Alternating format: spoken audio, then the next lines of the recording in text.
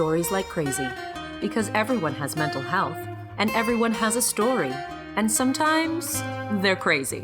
Join Lori Lane Murphy and me, Adriana Prosser, as we talk about dealing with, struggling with, and managing mental health with storytellers that want to share their true life story. Get in the conversation with us and talk to us on Facebook, Twitter, and subscribe on SoundCloud and iTunes. Now, let's smash some stigma. It's the most wonderful time of the year. Or rather, the most stressful time. The holidays can put on a lot of pressure, and that can really tap us out, mentally and physically. So Lori and I sat down and we talked about the things that we struggle with around the holidays, and we try to work out ways to, well, help us just be, and maybe, just maybe, enjoy the holidays. Here, let's have a listen.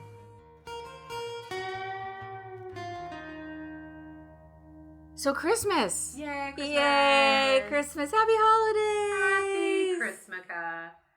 Yeah.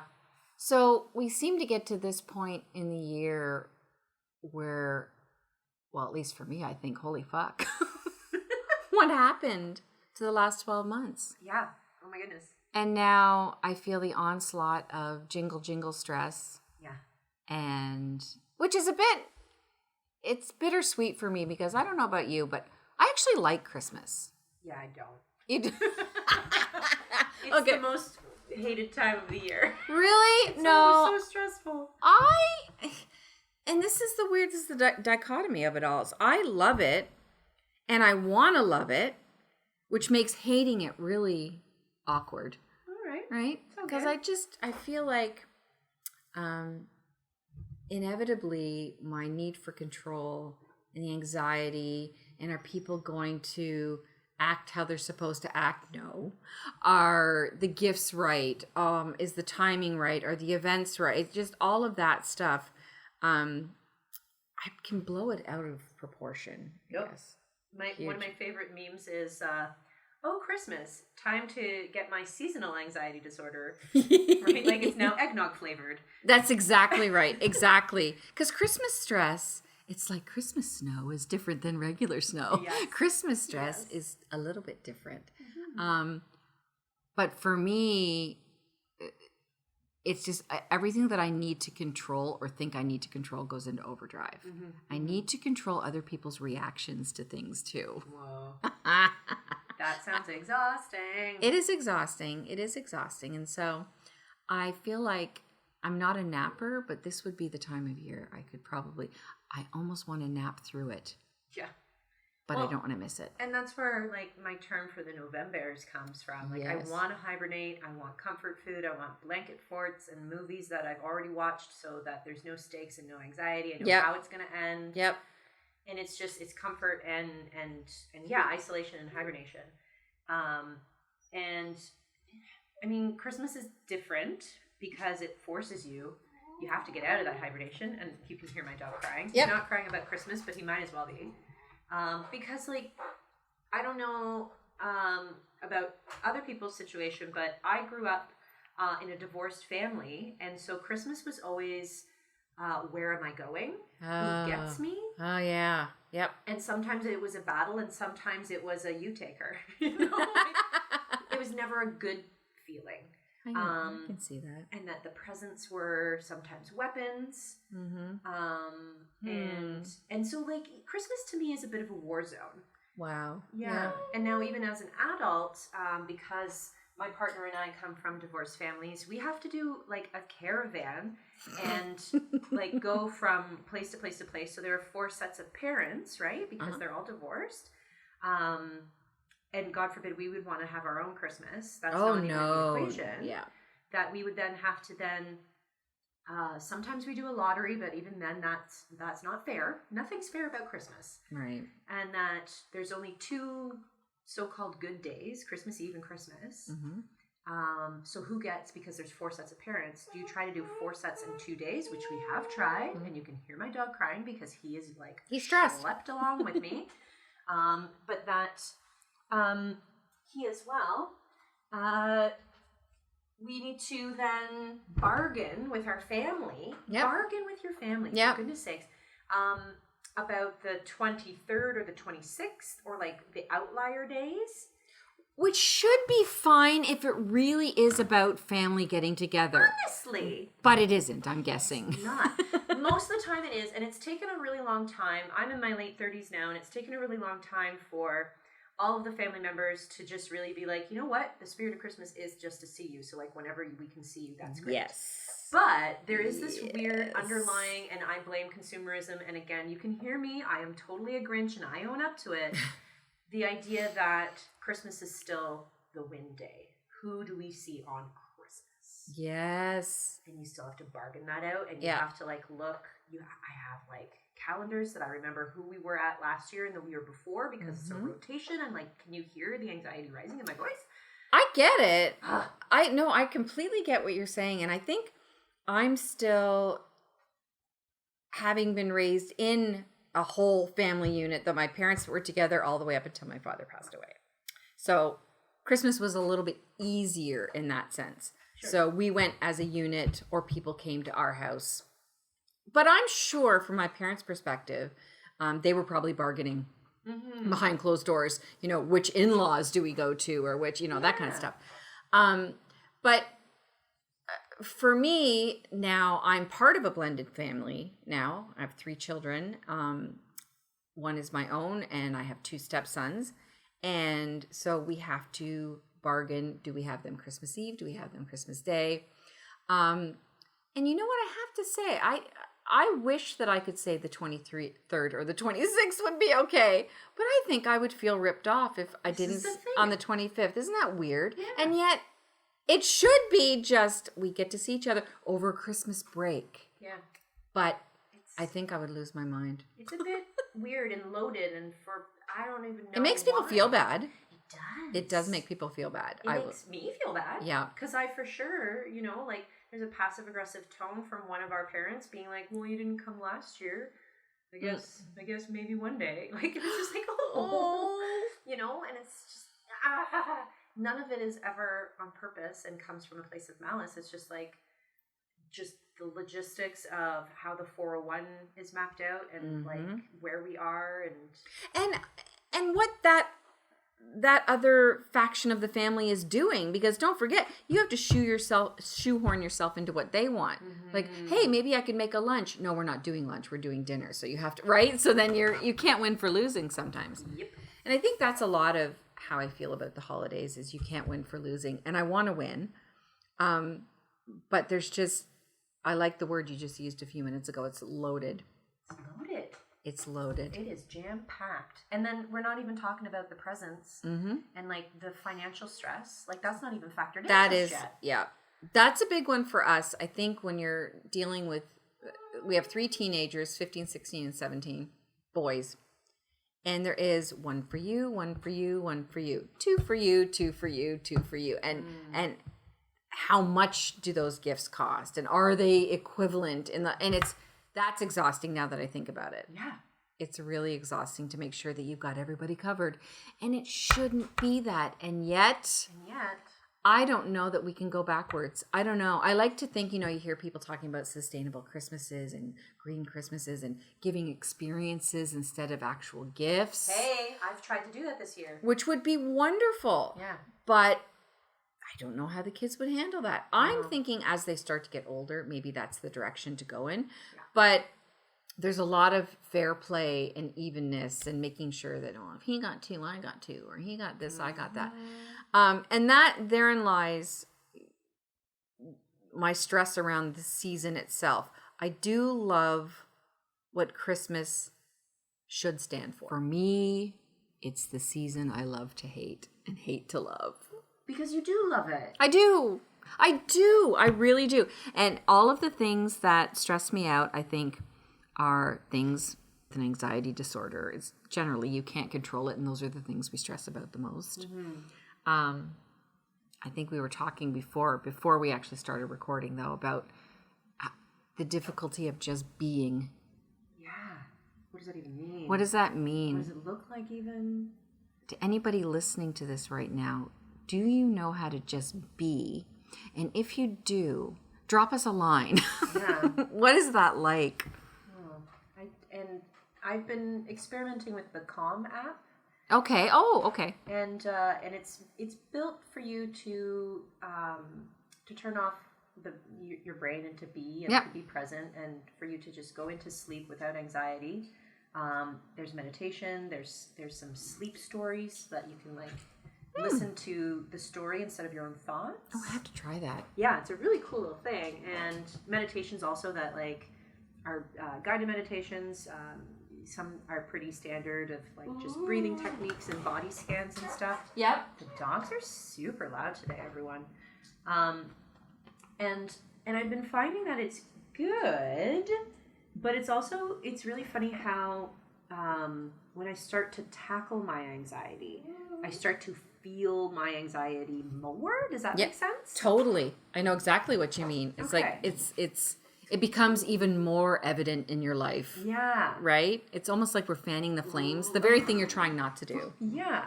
And I'm not sure why that is. No.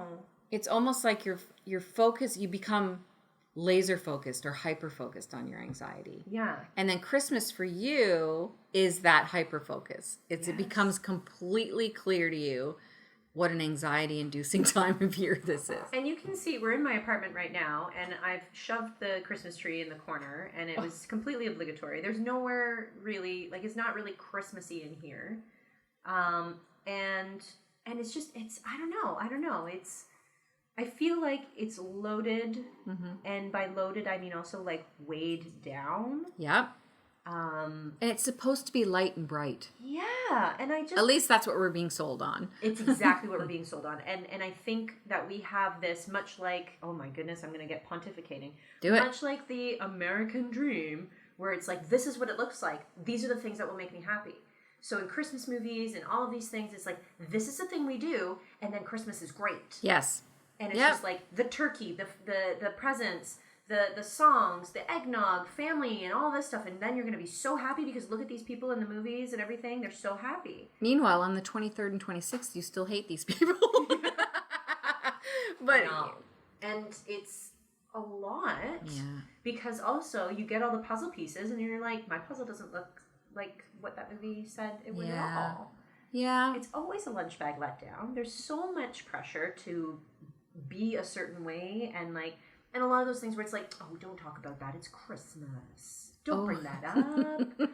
Or like, don't be a wet blanket, it's Christmas. Yeah, like, should we say, Uncle so and so, like, we should probably cut them off, or not talk about that, not talk about the the thing that they went through or anything like that. It's Christmas. You need to be bright and cheery. Yeah, and I hear what you're saying. There's like a faux shine to it, right? But I still come back to, I guess because I do have such fond memories of it as a kid, that I hold on to maybe not necessarily what it should be, but what it could be. Yeah, for sure. And, and my kids are getting older, and so there's a little melancholy attached to it this year too, because for a few years now, Santa hasn't really existed, and that used to be a big part of my focus too. So I think what I have to do is remember that Christmas comes every year. It's like the house guest that you don't necessarily want, but is always going to come. So can I just partner with that anxiety? Can I set a place at the table for the anxiety? Because maybe this is what I'm going to try this year, is be with the anxiety instead of trying to fight it. Well, I like that you said partner.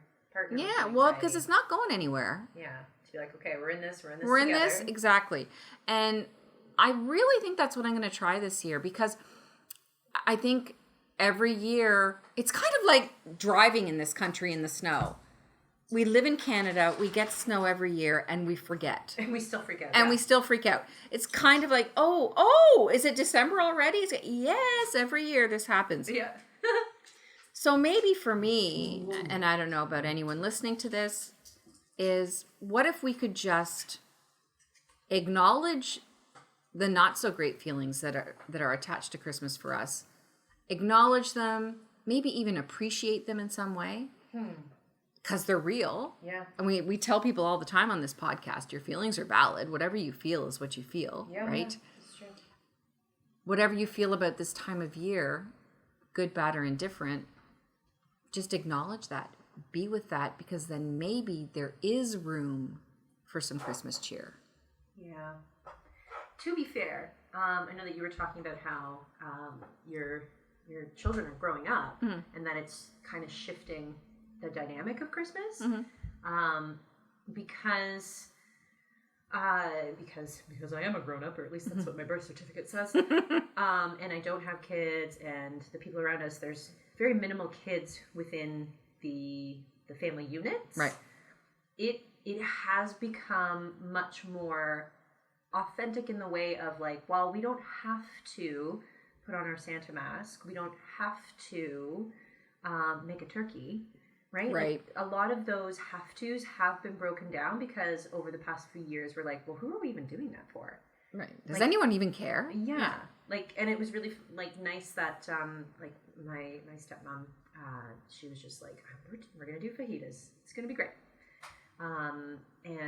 And I love that. I love that it is changing and it is evolving, and that the dynamic is becoming less about the pressure. But it's weird how you can't let it go, because it's the narrative. It's the loud, shouting consumer. And like, again, everybody can hear the Grinch in my voice. It's just like... But you're not wrong. I mean... I don't want to have to give my brother $50 gift certificate for him to know I love him. Right. And that part of me is really irked by that. Which again is very Grinchy and very, I don't even know what political stance that is. I'm sorry. I'm too tired to know that.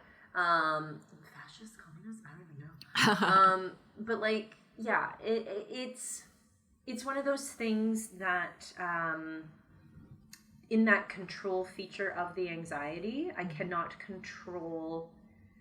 Well, a lot of the time I can't control exactly how much money I'm making, and like, will that then the narrative, the everybody's saying presents. If I can't give you a present, does that mean I don't love you? That you're not playing the game. And then I'm not participating in again the Muggle way, the normal way. Yep. And again, I'm once again the outlier, and once again I'm the weird wizard that is just like, well, I'd rather just like take you out for some ramen and hang out with you, and it's just like, I wanted an iPad or something. I want a Visa gift card. Yeah, or whatever, right? Like, give me something. I don't know. It's weird. That's always nagging at me, and I know that my family. I'm very blessed that my family units are less about that, which is good. I mean, because it's one less thing to worry about. Yeah, my dad said no presents this year. He's like, I don't need things. He's like, I just want to be with you. Which is a very lovely thing. And he means it. He does. Yes. It's not a backhanded He's not test. saying, well, yeah, see, you know him well enough to know that he means that. Yeah. And that's important too for you, for anyone. It's a gift to really know that, whether it's your parents or your in-laws or whatever, to know them well enough to know that they're not scamming you. Mm-hmm. What they're saying is sincere, and you can take people at face value. Because I think for so much of the year, and especially at Christmas, we say things that we think other people want to hear, right? So that's a bonus, that your dad's on the up and up with that, right? And it's taken a really long time of having those very frank and open discussions of like just how anxiety and like that Christmas narrative. It is really lovely to be able to talk about that with parents and family peoples, brothers and whatnot, and to actually be heard. Yeah. So like that's a thing, and I want to reiterate that this didn't just happen. Like there's been blowouts. There's been, well, you haven't been to my place for Christmas Day. Like why do you go to your uncle's or whatever? Like it's been a power struggle and a bit of a war zone at times. But through the very difficult thing of setting boundaries and really asking myself of like, okay, but like, is it worth the 6 hours? Is the 6 hours of like complete dirge? And again, like that idea of hyperbolizing it into a war zone, is that worth the saving face right? Yeah. And it's just like, I don't know, man. I don't think it is. Yeah. I what do you know. do And with it's it? so, and all of this is condensed down. Like you said, there's 48 hours of this. Yeah. I don't know. I guess I don't know. The whole point of this conversation is I'm not sure. It's really is the season that it brings everything to the forefront, I think, in terms of anxiety and relationships and expectations and Expectations, yeah. you know, managing those expectations. And I think that's what I'm going to do this year is maybe coming back to acknowledging the uncomfortable feelings that I have every single year and being okay with them. Yeah. And then And when you say being okay with them, I mean, to be able to sit here right now and say, I'm going to be anxious as hell on Christmas Eve. And that's just how it is. And I'm going to do my best to enjoy the parts of that I can. But I know already, as opposed to pretending that I won't, and then it hits me 10 times worse. And we'll see how this goes. But I'm trying to be less hard on myself about being so anxious. I was just going to say, like, to be gentle with yourself, to Yeah. understand that you are going to be anxious. There's going to be moments of, like, I didn't mean it like that, or I said that thing, or great. This Or is you that said thing. that thing and I'd like you to leave. Right? But that you're it's almost like you're setting yourself up to win. Like, Yes. it's not necessarily a defense, but like, okay, shit's going to go down. Cool. What can I do to mitigate that? What can I do Best to navigate defense is that? a good offense. Yeah. That's what I'd like to leave listeners with. Okay, cool. It's just like to prepare for? To prepare and to know yourself and to be okay with that. You don't have to change yourself because you're going to, you know, we try to shoehorn ourselves or mold ourselves into what we think the Christmas version of ourselves is supposed to be. Yes, that's true. Instead of just bringing who you are to the party. Yeah. I don't know. We don't need to be Christmas gift wrap. No. That's all I got. Yeah. Sorry, listeners. We're navigating this too. If you guys have any tips, tricks, recipes, I mean, we're all ears. And how do you navigate the holidays? What do you do to set yourself up for success? And how do you just be? How do you just be? Yeah. Awesome. Merry Christmas. Thanks for listening. If you want to join the conversation, and we hope you do, come find us on Twitter and Facebook. And you can subscribe on iTunes and SoundCloud. That's it, Stigma Fighters. And remember, your story isn't over yet, and we want to hear it.